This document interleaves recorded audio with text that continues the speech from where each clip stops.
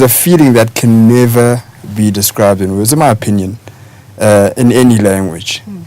And you know, I would say to anybody, you know, it's an experience that you've just got to go through. Our dads were not actually sort of like in those rooms when we actually be our mothers giving birth. Do you think that maybe sort of like created a slightly, not too visible, you know, sort of like, you know, distance between, or, you know, that bond between ourselves and our dads? You know, or when you're there in the room, will that sort of like encourage you to be much more involved as a dad? Or it's sort of like connection, it's a connection that you'll have and that you'll embrace for the rest of your life? Look, I think that any parent, when there's birth of a child, or any parent, father or mother, there is always a connection. What has changed tremendously, obviously, in our society or the country we live in is that the modernity and the access to a better way of life has allowed parents to go to their hospitals. I mean, I think that prior to this, fathers did not really go to the hospitals unless there was some sort of medical issue around it. So we're privileged to have that, and as the gentleman, as Muzi describes it, it's pure joy when you witness that. But I don't think it removes the connection. In my instance, for example, why I think I should have said this to you earlier, that my participation in my lives of my children is that I had a father. I grew up with a role model. He was always involved in our lives. I mean, that's why my father is cook for us, you know, dress us, take us out. We were always around him, you know, along with my mom. So that's influenced me that to be a participant to my children's lives. So obviously today you have better access to go to the ward and go in and see that your girl or boy being born. Being born, and wonderful. That's a tremendous opportunity. So what actually the last words that you sort of like want to tell the young dads that are out there, you know, what are the activities that they should actually do, you know, just to create that vibe, that excitement, that connection, you know, that forever lasting bond with their girls, with their boys? Thinking about my own dad and what he taught me, he was a quiet man, my father. Yeah. But he taught me that what you do is actually much more important than what you say. Yeah.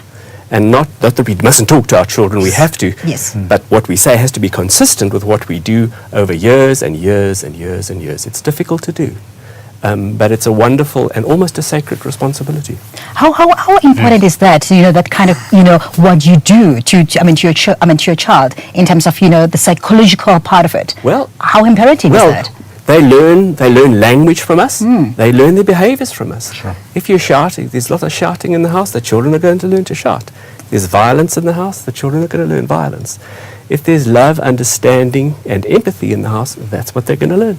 Wonderful. I wish we can actually continue with this kind of conversations, because I promise you, I know out there's thousands of dads who actually wants to know more of trying to find, you know, that kind of comfort zone to say, I want to be involved, but maybe my partner is sort of like pushing me out of the whole, you know, equation, because he feels that I'm not that fit dad, but I want to be part of it. But all what we actually can say to our listeners, you know, and viewers at home is that please just communicate with us. Just go to our website, www.mamas&papasmag.co.za. These three gentlemen, you know, Dr. David, you know, Rishtin and Muzi, will actually be sort of like part of our forum.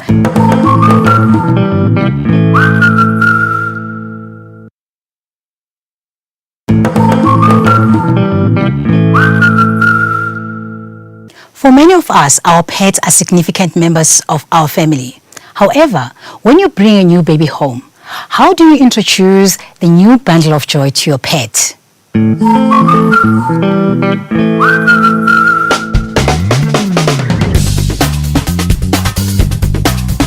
Introducing a pet to a child is always a very difficult thing to do, and it should always be done in a very, very controlled environment. I think the thing to remember is it doesn't matter what pet you're dealing with, you can never trust it completely until you've got confidence around your kids. So my best advice would always be to do it with supervision for a very, very extended period of time before you can start trusting that pet around your child unsupervised.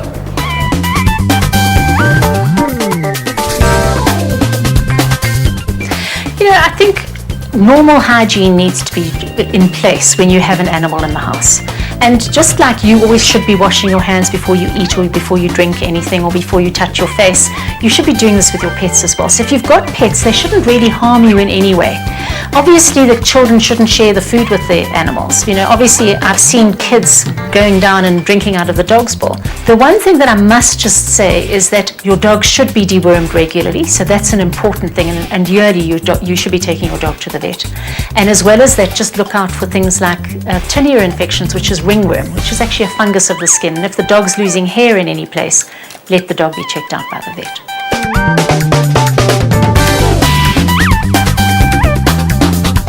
As a vet, we always get asked what pets are good with kids, and that varies from owner to owner and child to child, depending what they want. Certainly your smaller dogs and cats you can't go wrong. Bigger dogs you've got to be careful, either because of aggression or just because of size, so be careful to choose your breed there. As far as your smaller mammals, you can't go wrong with your rabbits, your guinea pigs, your rats. Hamsters are always a little bit difficult because they are nocturnal, so they are more likely to bite when handled during the daytime with your kids. These days it's become very popular to get the kid a bearded dragon or a snake or tarantulas. Those are very difficult because they can be very finicky and they are likely to strike. They're more instinctive than your normal typical dogs and cats.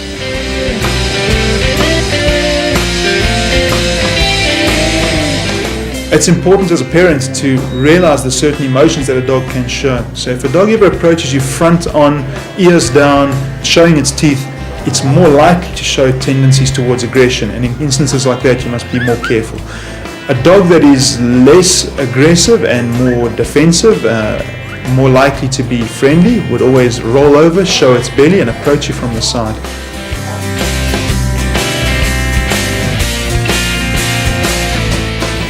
When sourcing a dog for your family and your kids, it's not that important where the dog comes from. So it can be from a rescue like the SPCA, it may be from a breeder as such as well.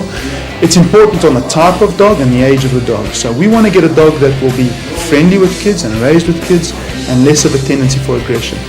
Dogs that come from the SPCA and that are a lot older, it will be very difficult to judge their temperament around the child without spending a lot of time investing in that behavior of that animal.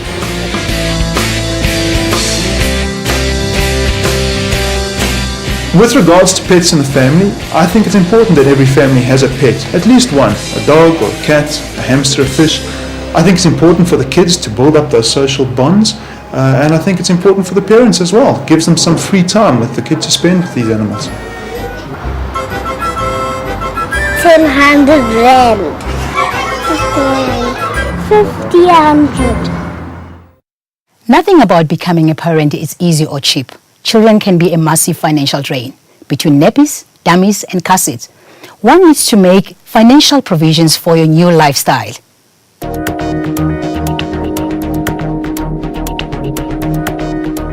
I think the first planning that we need to consider is around the mum. So if the mum is a working mother, will she get paid maternity benefits, or will the family be able to afford a single income? Then we have to look at what happens once the baby arrives. Will the mother go back to work, or will she be able to afford the cost of a nanny? Or is she going to consider options like working from home?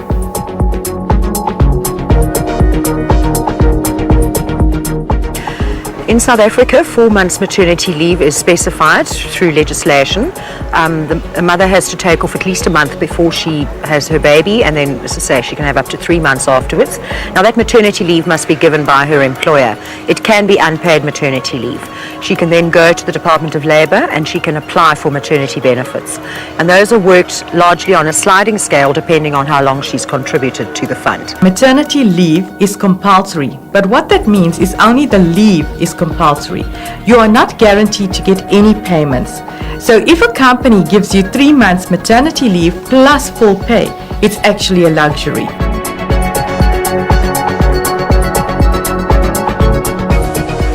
You know, there's no fixed amount that one can pin down because it depends on a number of factors. One of the factors is naturally is how much she contributes to the household income. Some women contribute very little, you know, their money is used to spend on themselves largely. In other households, you may find that the income is a critical part of the household.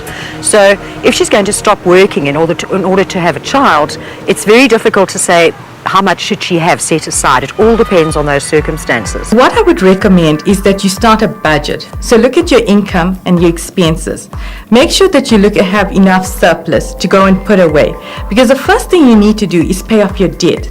And the one thing I don't encourage you to do is to go and sacrifice your personal retirement policies for children, because that's not aiding in your long-term planning.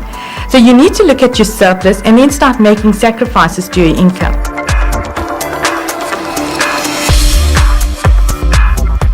Very difficult, because you don't actually know that newborn baby. You have no idea how healthy or ill that baby is going to be.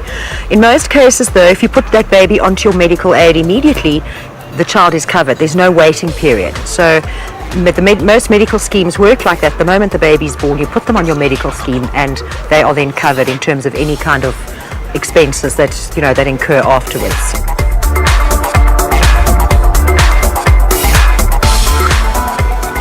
That's an interesting question, because in South Africa we've always traditionally thought about university education. That has been the big thing to save for, to send my child to university. But what has happened over the last few years is that schooling has become so expensive. And for a lot of people actually need to start saving when that child is born, so that they can afford to send them in grade R or grade 1 to a good school, or to a school that is, to say, by no means cheap. So one needs to start saving from day one. Now, if you look at the cost of education in South Africa, high schools cost as much as 30,000 Rand for public schooling. So if you add the cost of inflation, that is going to be very expensive. So it becomes very important that you start saving very early on. To all you mamas and papas, join me again next week as we discuss post-baby weight loss, autism, and traveling with your family. See you next week.